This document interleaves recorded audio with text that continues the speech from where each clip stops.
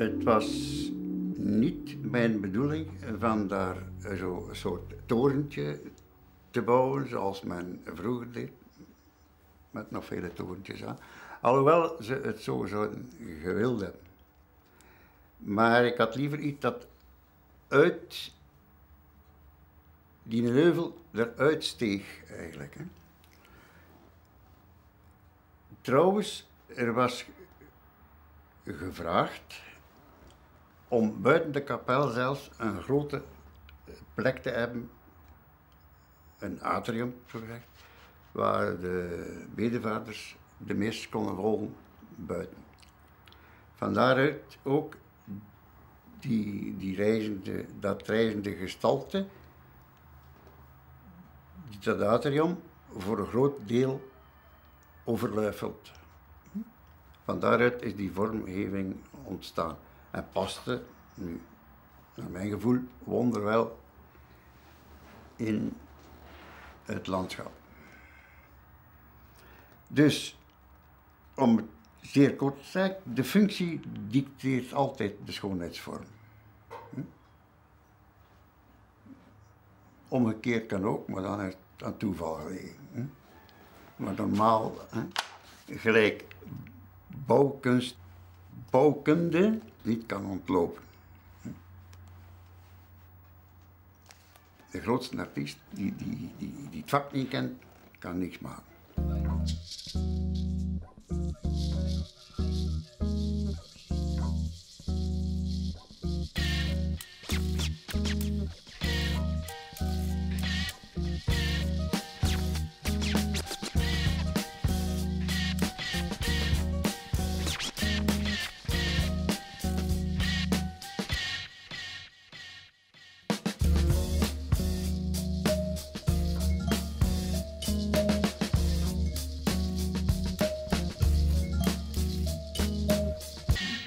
Beton interesseert mij om zijn mogelijkheden. Als je een baksteen bouwt, moet je niet zoeken achter nieuwe bogen, want al de bogen zijn al gemaakt. Vindt nog niemand nog een nieuwe boog. Misschien een spastische boog, dat misschien wel. En met beton kun je een grote uitkraging maken. Een voorbeeld daarvan is in Nederlanden. Die uitkraging bepaalt die vormgeving en het karakter van die architectuur. En die is 13,35 meter. Uitkraging heeft zij. Dus met baksteen kunnen dat niet. En daarom mijn voorliefde voor beton. Good evening, everybody.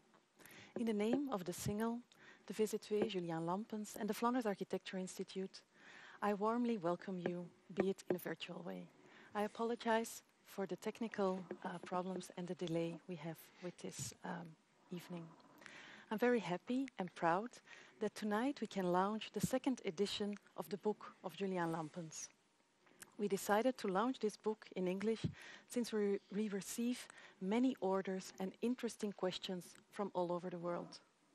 What seemed a simple plan in the beginning, namely publishing a second edition of the book Lampens made on his own work in 1991, turned out to be an ambitious project. When Lampens made the book in 1991, his work was unknown abroad, and even in Belgium itself, it was not canonized. This has changed completely. We therefore not only added a text that situates his work in this changed context.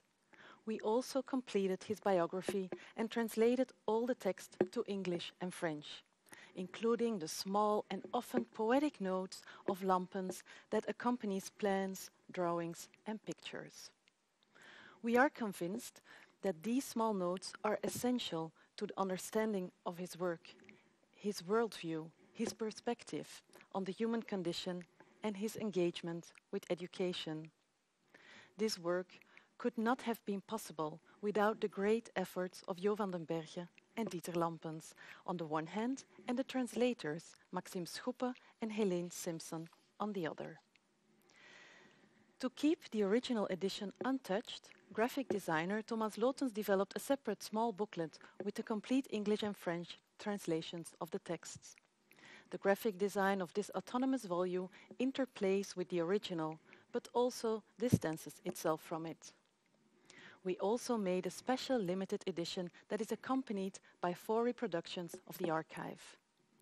The standards we wanted to meet were high, and I thank all partners with whom we were able to make this re-edition. The book is for sale in the bookstores and on our website, and until tomorrow night, free shipping is provided to the Netherlands and Belgium.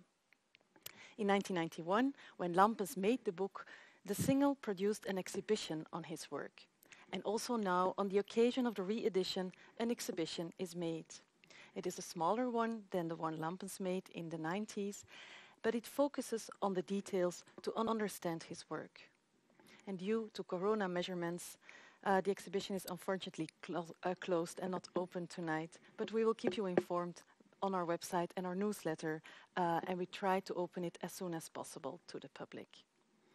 We made a film, though, with an interview of Jo Taillieu, one of the curators of the exhibition, and tonight's program ends with this film. But first, I would like to talk with Katrien van der Marliere and with Koen de Keizer on the publication of Lampens. Both of them worked intensively on the first edition of the book in 1991.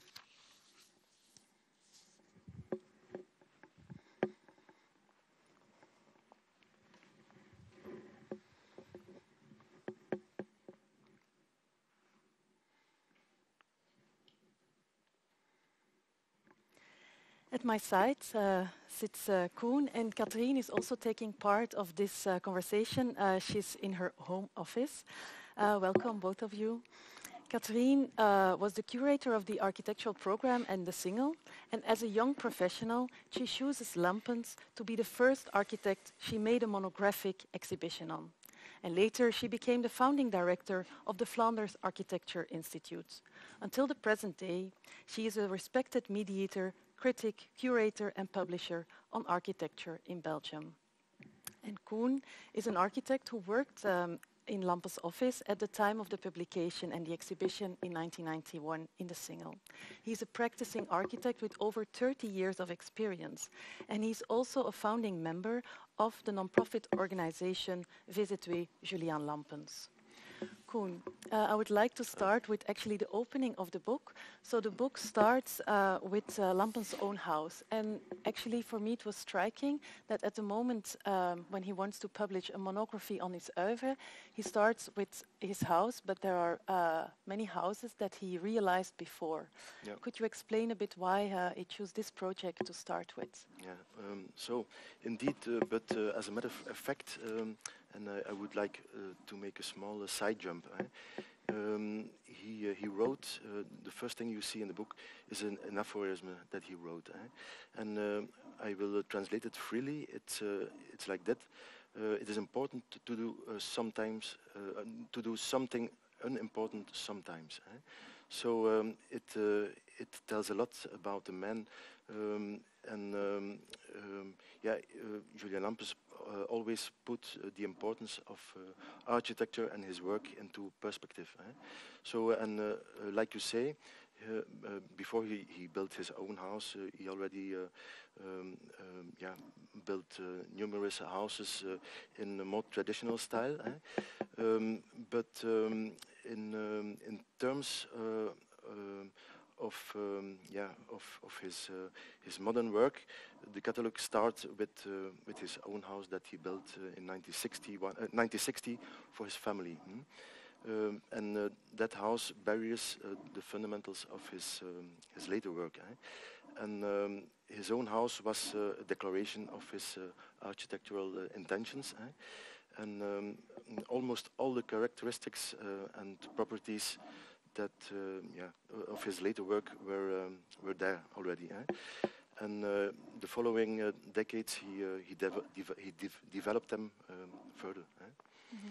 So in the book you can see about his own house. You can see the strong relation he drew with yeah, the relation and the answer to the nature and the landscape, and also the intermediating spaces between inside and outside were very important for him. Also the big gesture and meaning of the roof slab. Yeah, the open plan contrasting in his work. You see also the gargoyle and the central position and yeah, of the fireplace. Yeah, there are a lot of typical things of his work that you already can see there. So he was very influenced by the World Expo in 1958 in Brussels, and it was a revelation for him. And yeah, it formed his ideas like that. Yeah, notwithstanding that his architecture looks very modern, his work is, he mainly built houses. His work is also very autobio. It's a kind of translation of the way of life he remembered as a young child at the farm of his grandparents. And it's a sort of living all together under one roof, even with the animals. So it became an important theme in his work. And also the meaning of a garden that is not really garden for him. It's a domesticated landscape. So yeah, the importance of his own first built house was very big.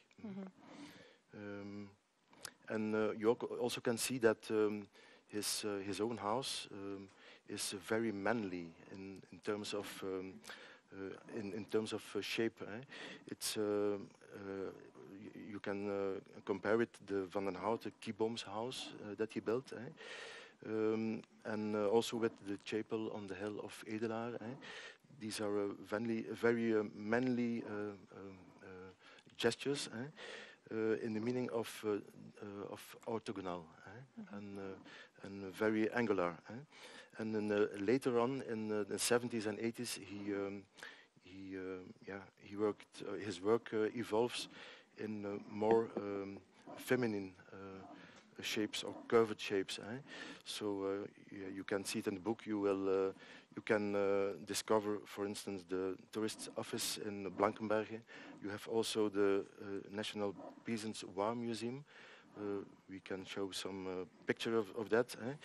And but almost from the beginning, this feminine, the curve was always present in his work.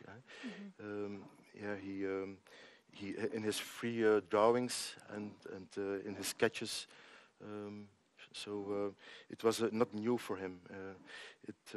Yeah, also in his utopian architecture, and yeah, you can discover it in the book.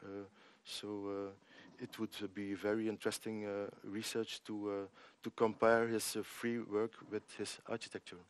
Yeah. Okay. Yeah. I would like to add that to him, I think his own house was his first manifesto on his thinking about how family that days should live. And it was also a kind of turning point where he could find new clients. So for him, he never had a showcase where he could prove what he was really thinking, and his own house was the key project to have this turning point in his career.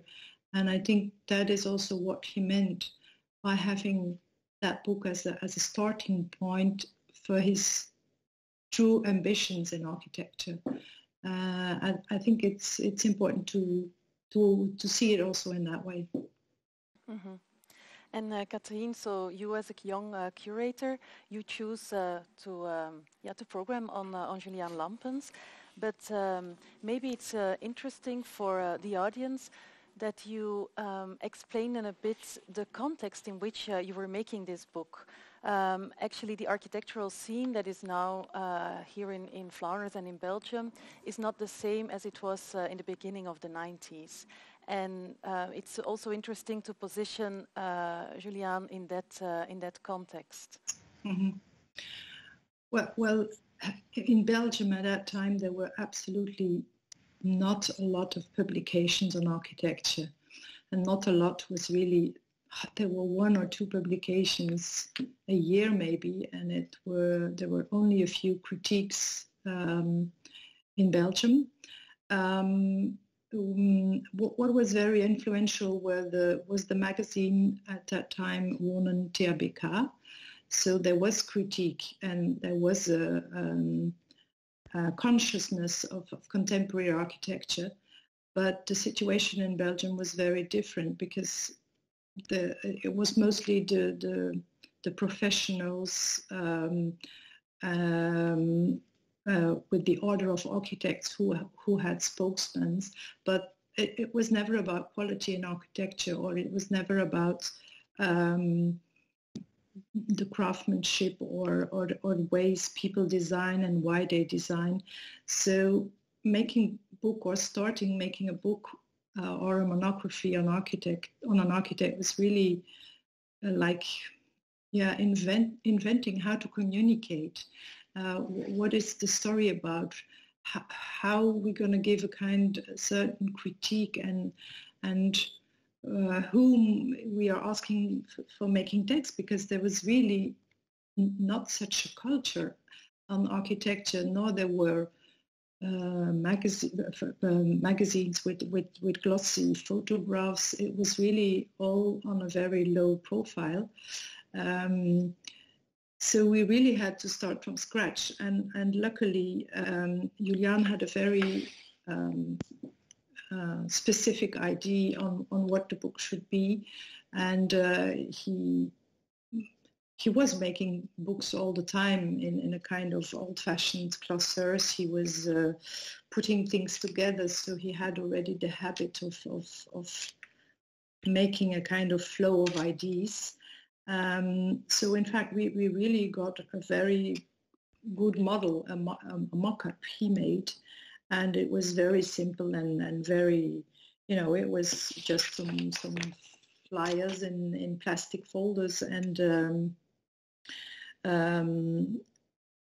very hands-on. There were some specific ideas that were very clear, and I found it back in my archives in the Single. I'm one of the lucky ones who has an archive and who's still living. But anyway, I will quote it very quickly, what this note is saying, and I hope the public can see the book itself. So you will, it's amazing. So what my little note was saying, it's keywords for the book. It is a book to look at, with a lot of white and very much empty space. It should show the daily practice of an architect. So he means with drawings, with sketches and little texts, with details of architecture and plans. There should be one image per page. The images should be annotated. The format is horizontal A4 oblong. The paper should have optimal quality and texture for having duotone prints. The cover is cardboard or maybe linen, grey or beige. The jacket of the cover, or on the cover, there should be the stamp of the office and the signature of Juliaan Lampens. There need to be drawings and free work of himself in the book. All is black and white. 128 pages. So, I mean, it was so clear in his head.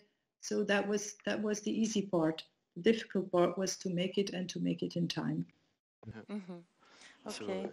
So we had to choose between an extended version of the book with numerous drawings and photos, sketches, etc., but in black and white then. Or a modest, more concise version in color. Mm-hmm. So color is very important in the work of Juliaan. and yeah, in his sketches, his drawings, but he made the choice to show as much as possible material, and it was almost in a didactic, for didactic reasons, for his students almost. So also the existing photo material in this time was mostly black and white, and it was not strange at all in that time to make black and white publications. And I remember that the single made some extra budget available for a binding of the book in linen.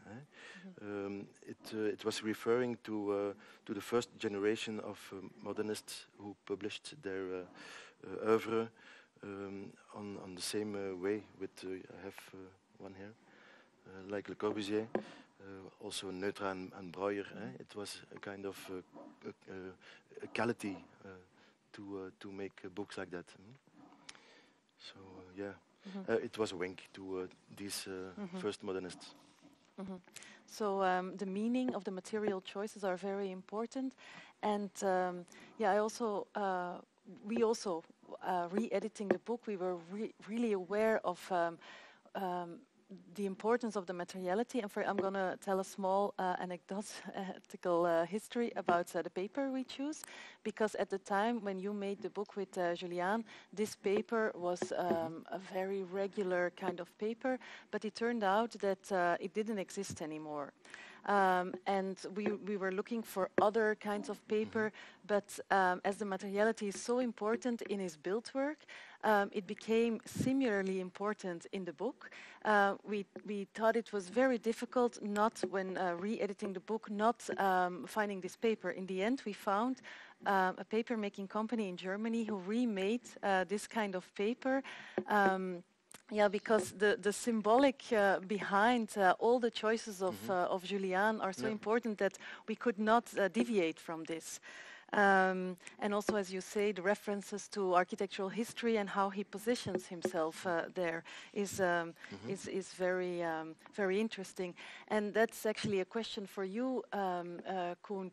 So, in my reading of the book and how I look at it, it's not a reflection on his oeuvre, on his work. It's not something that he adds. It's actually part of it. Yeah. How do you see that? Yeah, it's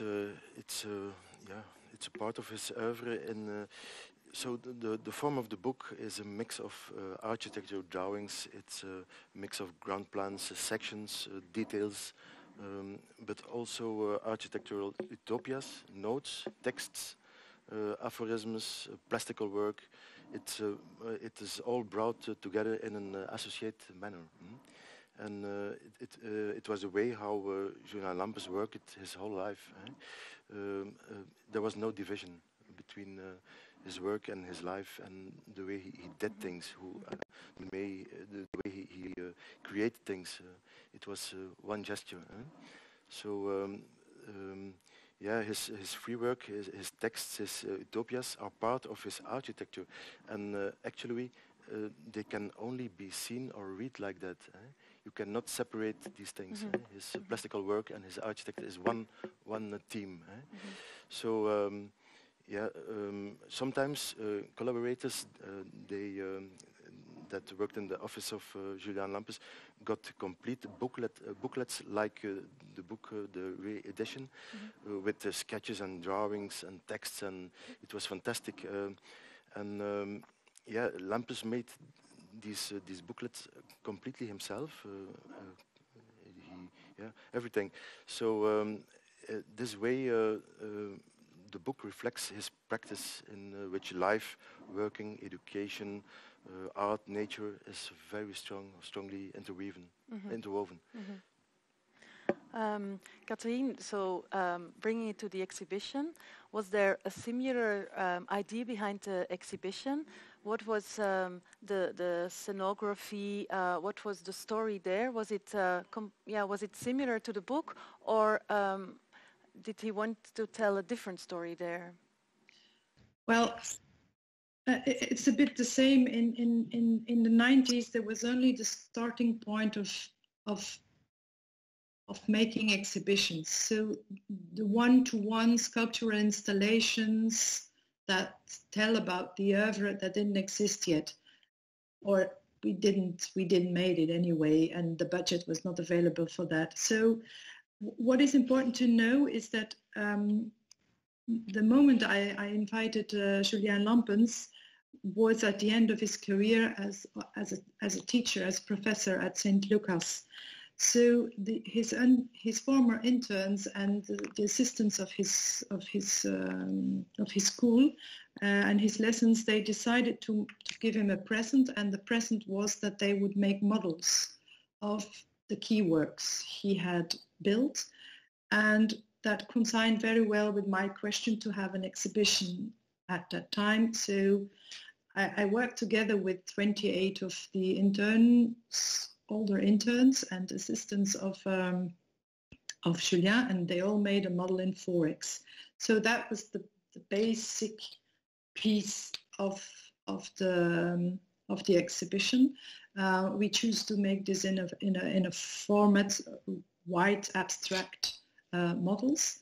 That was one starting point, and then for the rest, it was the main ideas that were in the book. There should be free work, and that was put on the ramp on the walls, and the drawings were put on tables like it is in the atelier, in the office, in an architecture office. And yeah, we just worked with simple, plain things. We had frames in natural wood. That was perfect because all his furniture is in natural plywood, and you know, it was very plain, natural, authentic. The only installation he made one-to-one was a small stairs. We will see the picture or the image. Were small stairs and a kind of installation to look at dias, the carousel of dias that were shown. So that was it. It was very, and yeah, people don't know that the plan of the single, but it is a public art center with and the exhibition hall is a big ramp and a long corridor of 80 meters. So it was it was very plain and normal, as I said. And Katrien, when you before we're talking about the architectural scene in Belgium at the time, when you chose Lampens to have an exhibition in the single, you were a very young curator at the time. Do you remember, or can you explain us what your intentions were with choosing him? Well, I at that time, let's say I was as a young student and as worked in public programs for architecture. I was so convinced that Lampens was so important to show to people because to me it is a very personal story. Also, I was so struck by his buildings as a young person. When I was still a student, I had a friend who lived in a house of Juliaan Lampens, and for me it was so a decisive personal moment in the sense that I decided that I wanted to be busy with architecture and know all about it. But what struck me so hard, it was to me, who lived in a typical Gaston Bachelard house with cellars and the first floor, and then the piano nobile and the attics and the stories around the house. The houses of Lampens were so different, and the life of the people in it was so authentic, free. There was nothing superficial. It was so natural to me that this was something I was very easy to communicate on to the public, to explain what is the essence of architecture. To me, it was in a certain way a very communicative architecture. It is very radical, but you can explain the basics on architecture. You can explain this very well. On the other hand, I knew very well it was really an architect's architecture, because it was so authentic and truthful to modernist ideas like Corbusier and Mies van der Rohe, because he was mixed of both of them, I knew it was also very intriguing to architects. So yeah, what was it? It was in a kind personal and brutal and naive to think, well, we just do it. And we had the lucky coincidences that curators sometimes have. If you're very passionate and very busy with your profession, you have lucky shots also. It just comes like that there were, it was the right time or the right decision at the right moment, also for Juliaan, and that's why the intensity was so big also, I think, because he was ready for it, and the people around him too, and the school, and so yeah, things coincide like that, I think. Already mentioned it. It was in a way also a brave choice, because Lampens was not a canonic figure at the time. And in the introduction of the book of 1991, Paul Vermeulen, who was invited to write an introduction, states that there is something about Lampens' work that kept the architectural critical voices and press silent about it. And it's actually a question for both of you. Maybe Koen, you can answer first. How would you explain this, or how do you see this? So I think in that time his work was not well understood, and for more than one reason. I think it at the outside, for instance, it was fairly hermetic, his work, both in terms of form as his use of material. So he fastly got the label of brutalist. And also his work was, on the one side, very international and modern, modernist, and on the other side, it was very local, very grounded, like he was himself.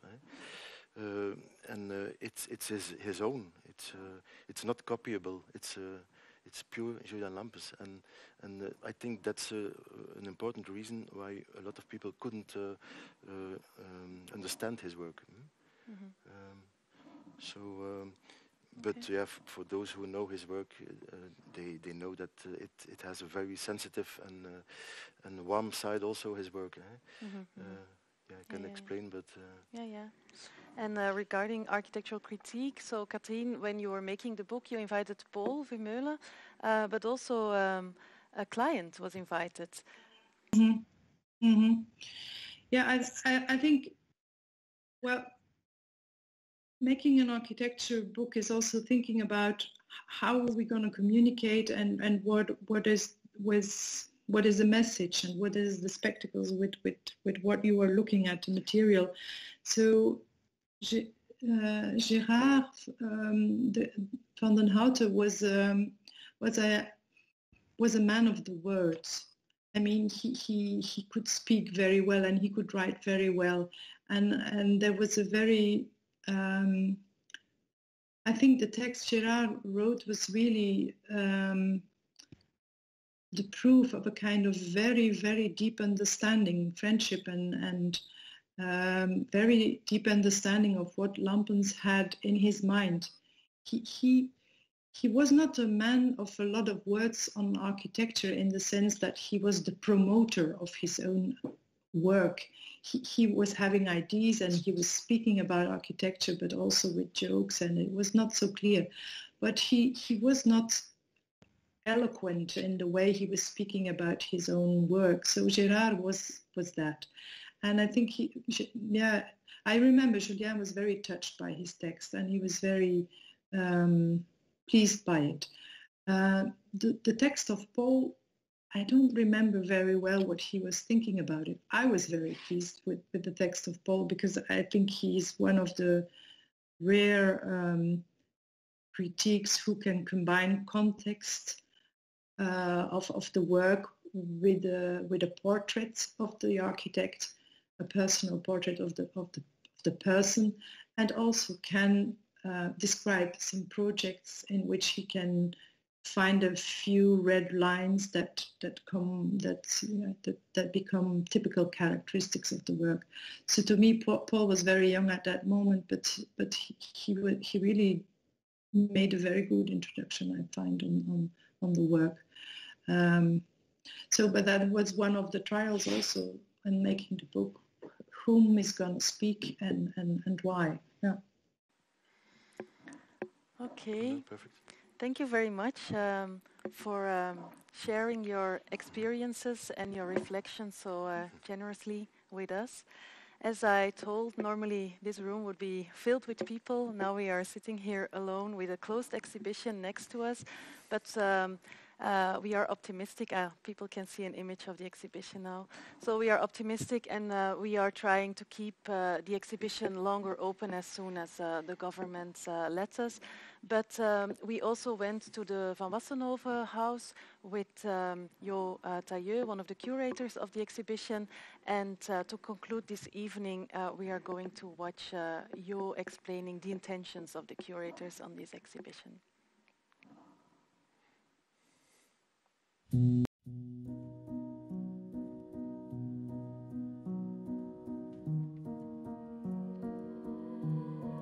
Het unieke uiveren van Juliaan Lampens inspireert verschillende generaties architecten, tot ver buiten onze landsgrenzen. De fascinatie van Lampens voor het architectuurdetail en zijn zoektocht naar puurheid van materiaal en afwerking spreken nog steeds tot de verbeelding. Het Vlaams Architectuurinstituut brengt in de vorm van een tentoonstelling en een boek een eerbetoon aan deze bijzondere architect. Ik heb het werk van Juliaan Lampens leren kennen in 1992. Als tweedejaars architectuurstudent had ik het geluk om de tentoonstelling van Juliaan Lampens in de Singel te kunnen bekijken op aanraden van mijn docenten. Was ik de aftocht vanuit Wevelgem naar Antwerpen gemaakt om daar in 1992 die fantastische tentoonstelling te zien. Voor mij was dat een hele wereld die zich opende, niet alleen op architecturaal vlak, maar ook hoe dat die tekeningen, die maquettes, was een fantastisch gegeven. Ik weet ook nog dat dat een van mijn eerste architectuurboeken was dat ik toen gekocht heb. Ik weet nog heel goed, en ik denk dat moet rond het jaar 2000 geweest zijn, dat we met een aantal vrienden samen de zondagnamiddag het plan opgevat hadden om in een regenachtige dag toch een aantal projecten van Juliaan Lampens te gaan bezoeken. De kapel hebben we toen bezocht en we waren ook onze stoute schoenen aangetrokken om gewoon aan te bellen in de woning van Wassenhove, waar dat we vandaag zitten. Even ding-dong, gewoon met de ambitie, we willen het toch ooit gezien hebben. En dan kwamen we eigenlijk in de woning. Het was slecht weer, dus helemaal niet de ideale context. De woning was in zijn volle beleving van bewoning, zou je kunnen stellen. Dus dat betekent dat eigenlijk de bewoner het huis overnam. Maar het fantastische van dat gegeven is ook dat die woning dat perfect aan kan. Ik had helemaal niet het gevoel dat daar iets mee misliep. Dus dat kan alleen maar betekenen dat die architectuur dit aan kan en dat die architectuur dit toelaat en zelfs ook wel wil toelaten. Wat dan misschien mogelijk wel soms een keer een misvatting van de architectuur van Juliaan Lampens zou kunnen zijn, dat het objectmatig is, maar in mijn inziens heeft dat niets met een objectmatigheid te maken, niets met de celebratie te maken. Aanneemt gaat over wat toe wat. Prachtig. Die relatie binnen-buiten is formidabel. Hè? Ik denk dat het werk van Juliaan Lampens in een architectuurgeschiedenis een eigen plaats inneemt. Een eigen plaats in de zin dat het een heel persoonlijk werk is. Dat het zou kunnen een mislezing krijgen vanuit een soort van hoek die men algemeen het minimalisme zou gaan noemen. Ik denk dat het helemaal daar niks mee te maken heeft. Het heeft te maken met die directheid van een architectuur. Het fijne van de woning van Wassenhove is die directheid met binnen en buiten, maar dan toch wel weer door de positionering van de deur die net achter mij staat, tonen dat er een grens is tussen binnen en buiten. En dat is het fantastische van die architectuur en dat is het bijzondere van die architectuur. En in die zin zou je kunnen stellen dat het eerder bij het modernisme aansluit. En als we dan durven denken aan een architectuur van Le Corbusier of dan zou je daar associaties kunnen in vinden, maar dan niet vanuit het materiaal, maar uit de visie van op de architectuur.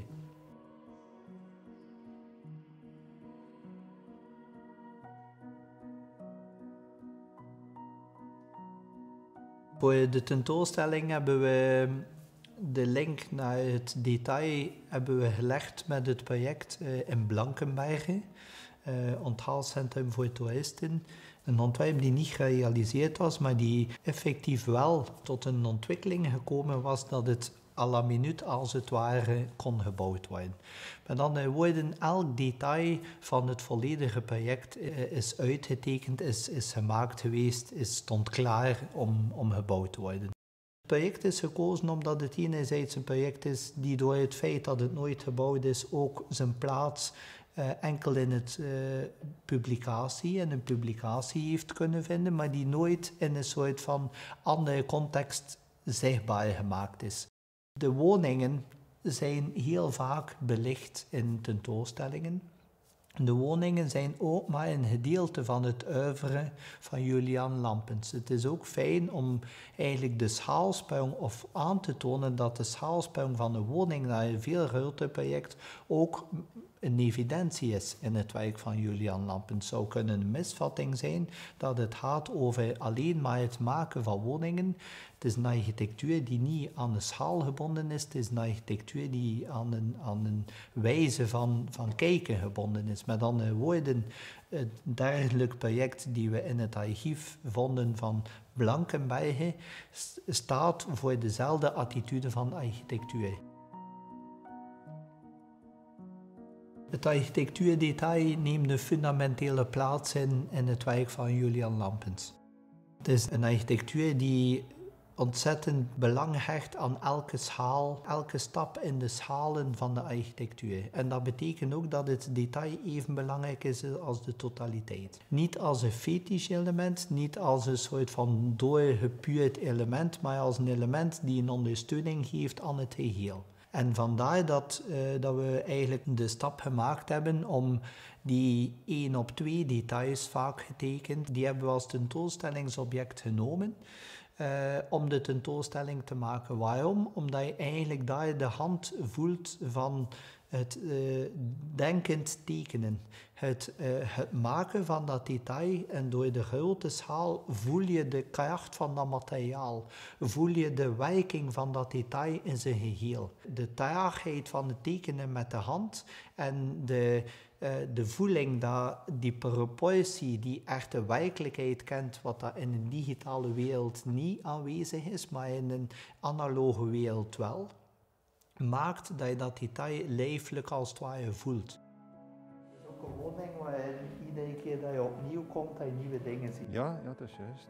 Een andere benadering. Ga maar. Dat is eigenlijk een eigenschap, vind ik, van goede architectuur. Ja. Dat je hem niet laat lezen in één keer. Mm-hmm. Ik zie ontzettend veel plezier in het bedenken van details. En plezier in het maken van een detail. Niet naar het zoeken van het oplossen van het probleem, maar naar het zoeken van hoe kan ik hier nu omgaan met elementen. Hoe kan ik omgaan met dat binnen-buiten. Hoe kan ik een hoek omplooien. En daar zit gewoon een plezier in. En dat plezier komt terecht uit die tekeningen op u af.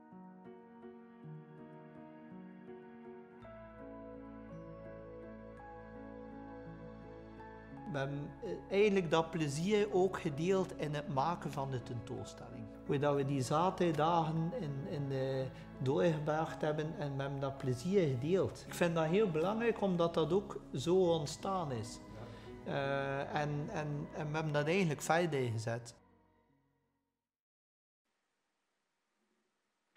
I would like to end this Booklaunch event by expressing my gratitude to the VZ2 Juliaan Lampens and the curators of the exhibition, Jo van den Berge, Luc de Vos, Koen de Keizer, Frank Velge, Dieter Lampens, Daan Dufay en Jo Taillieu. Eva Wijns and Nino Gooivaerts of the Flanders Architecture Institute and the team of the single made the exhibition possible. Ilse Degeriks and Eva Pot worked on the book, and they were all supported by many people of the team of the single and the Flanders Architecture Institute. Thanks to all of them. I would like to especially express my gratitude to Dieter Lampens for giving the Flanders Architecture Institute the possibility to undertake this exciting journey. Without your passion and engagement, none of this would have been possible. The plans for the re-edition of the book were made while Juliaan Lampens and his beloved wife, Diane van Hove, were still amongst us. They unfortunately passed away last year and could not see the results of the efforts made to disseminate his work. And in my last words of tonight, I would like to express the hope that the re-edition of the book and the exhibition are a tribute to Juliaan and his wife. To all of you at home following this event, thank you very much for being with us. I hope you enjoyed it. The book and the special edition are for sale on our website and in bookstores. And we hope, as I said, to soon reopen the exhibition. Please follow us on our website and the newsletter. I also like to invite you for upcoming events of the Flanders Architecture Institute. They should be on slide right now. Thank you very much. Have a good evening and stay safe.